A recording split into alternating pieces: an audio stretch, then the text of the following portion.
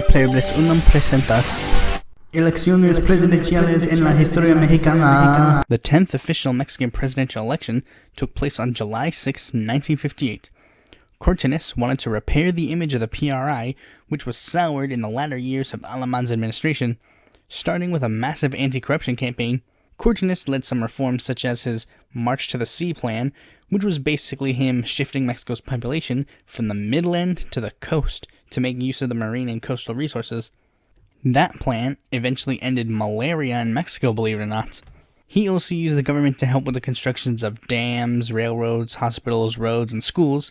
He then created the Rural Social Welfare Program to help rural populations, combated inflation, pushed for nuclear energy, led a massive immunization program, and lastly, gave women the right to vote. In regards to other things that happened in the Mexican political scene between these two presidential elections, in 1954, a new political party called the Authentic Party of the Mexican Revolution was formed. The party was comprised of the left wing of the PRI.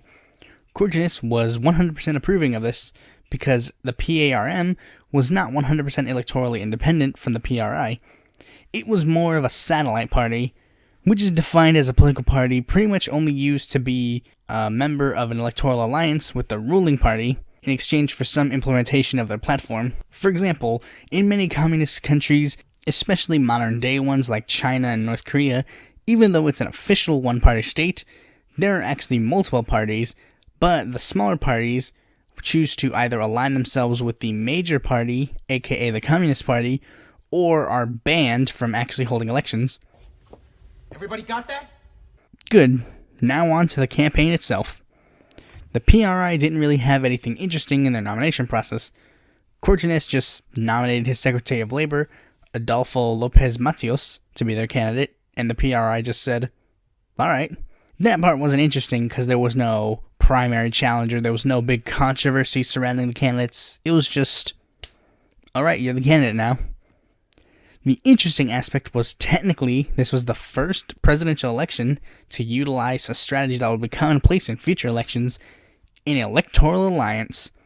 Now yes, we did have a taste of electoral alliances for Mexican politics in previous elections, but this was the first formal alliance of multiple parties uniting to run and support one candidate.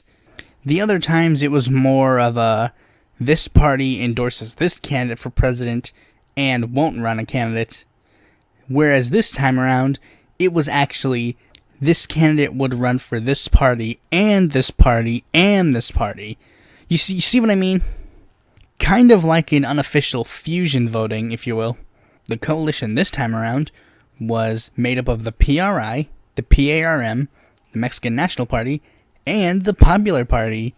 Now at first, you may raise your eyebrow to some of these choices, as one of them is a notable right-wing party and one of them is a notable left-wing party. But remember, the Popular Party was pretty much made of mostly socialists that used to be part of the PRI, and in the last election, the Mexican National Party had endorsed Cortines for his presidential run. But you'll come to find out in future elections that Mexican political alliances in this kind of way don't necessarily revolve around 100% political viewpoints. They can be on a lot of different regards. Mateos ran under the motto, Homeland, Science, and Work. His only major opponent was industrialist Luis H. Alvarez of the National Action Party. He ran under the motto, the Homeland of the Mexican Family.